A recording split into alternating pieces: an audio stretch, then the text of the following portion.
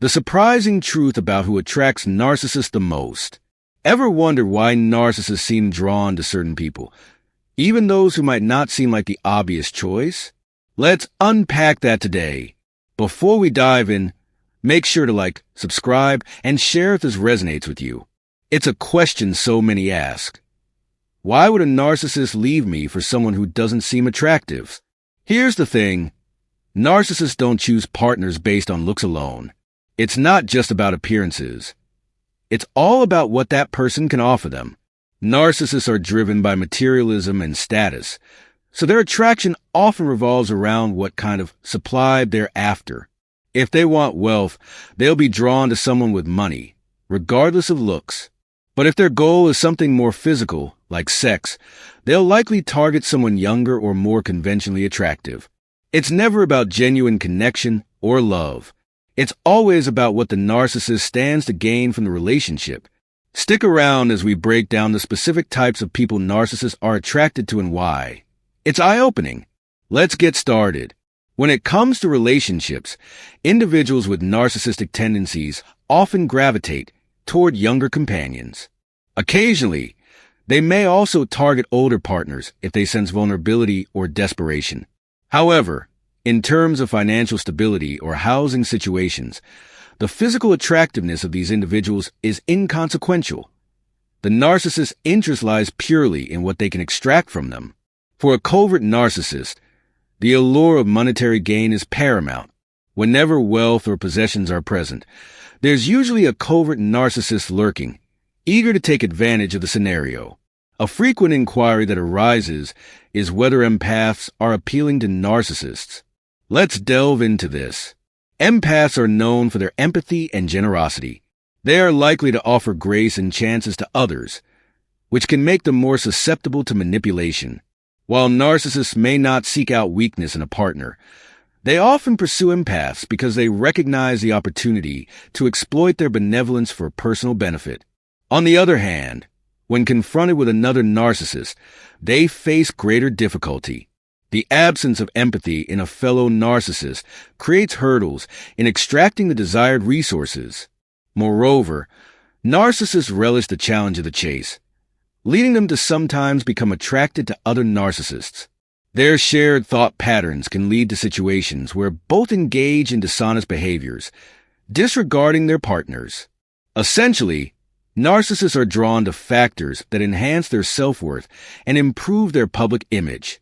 They seek status, financial resources, and youthful energy, but when pursuing financial support, they may also find older individuals appealing due to their established stability. Therefore, while younger partners may be favored for sexual interactions, older individuals often serve as better financial assets. When examining the nature of attraction, it's vital to recognize that it's not merely about physical allure. It revolves around what an individual can provide.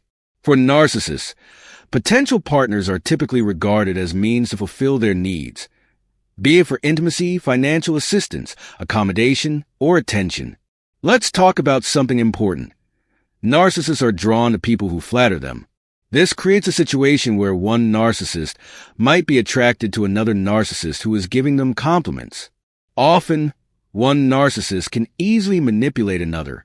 For example, a covert narcissist might flatter a more obvious narcissist to gain money or something else from them. Narcissists are naturally inclined to people who boost their ego, which is why they may choose partners who may not be more attractive or impressive than you, but who know how to make them feel good about themselves. Another reason a narcissist might be interested in someone is that the person has weak boundaries. When someone has low boundaries, it makes it easier for a narcissist to take advantage of them. They typically prefer individuals they can manipulate, and vulnerable people often fit that bill. Contrary to what some influencers might tell you, narcissists aren't necessarily attracted to strong individuals just because they're strong. Instead, they might see something of value in that person.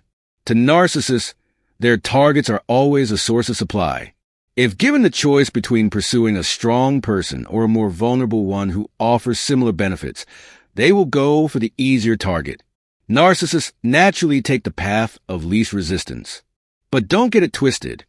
While narcissists do enjoy breaking down strong individuals, their primary goal is to find the supply that offers the least resistance. Now, let's get into another point. Narcissists are incredibly materialistic. They aren't typically drawn to genuinely kind or understanding people unless those individuals can do something for them. What they really crave are status and money. They often prefer hanging around younger people because it makes them feel youthful and valuable. Essentially, narcissists are attracted to anyone who boosts their self-esteem and offers a supply that reinforces their ego. For instance, they love being around wealthy individuals because it gives them a sense of importance and makes them feel like a big deal. You might notice many narcissists posting photos with celebrities, politicians, or athletes. They do this because associating with famous people enhances their self-image and makes them feel important. When they can say, "Look at me with this athlete," or "I took a picture with that politician," it boosts their sense of status. Narcissists gravitate towards individuals with influence and wealth, as well as young people, since society often places a higher value on youth over wisdom. This superficial valuation is pervasive in our culture. Many people ask, why is narcissism so widespread? It really is everywhere. Some may claim that only 1 to 5% of the population is narcissistic, but that's a misguided view. On paper, those numbers might sound correct, but keep in mind that narcissists avoid getting evaluated because it would make them feel ashamed. You see narcissistic individuals everywhere, and the reality is that it's not just 1 to 5% of the population. That figure only reflects those who have been officially diagnosed.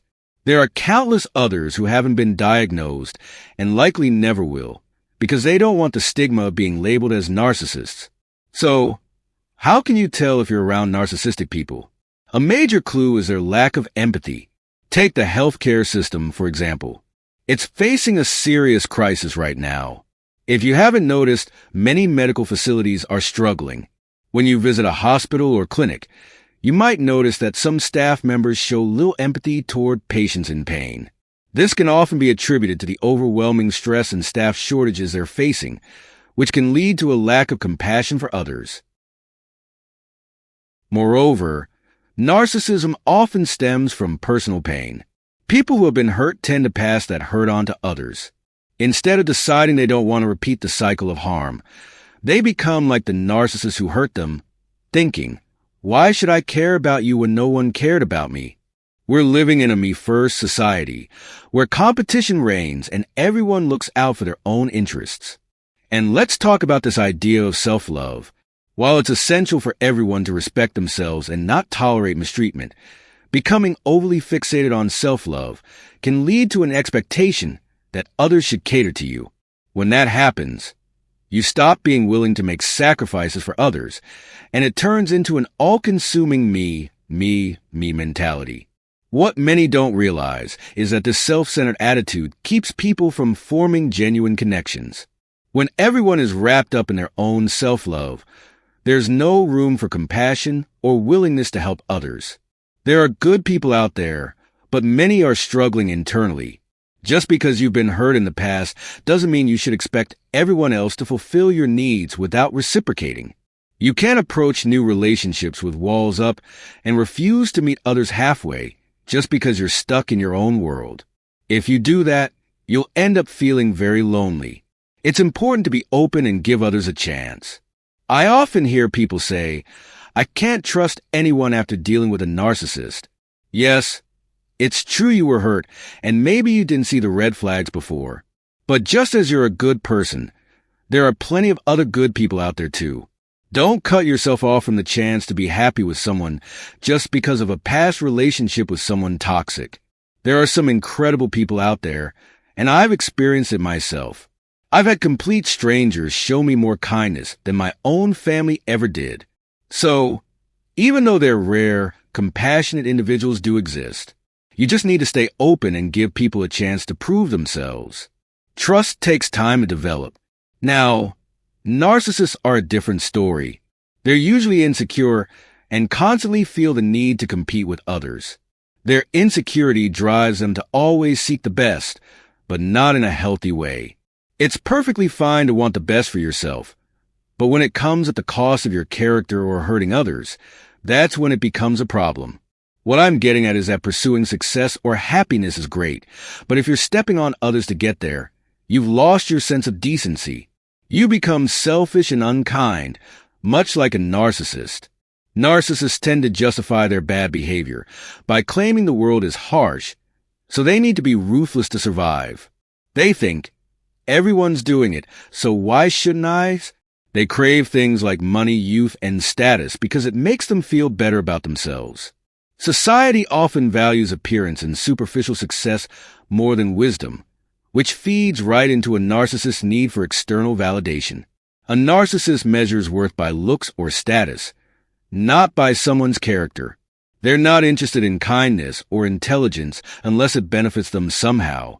They seek youth, beauty, and power, but they'll also latch on to anyone who can give them something, whether it's money, sex, or attention.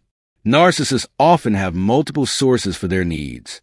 They might stay with one person for money and another for physical attraction. They are constantly searching for what they can get out of people, especially empaths, who are more likely to forgive and give them multiple chances.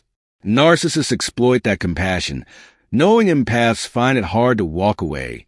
It's all about what feeds their ego. Narcissists are drawn to people who can boost their image. Wealthy individuals, people with status, or someone who makes them look good.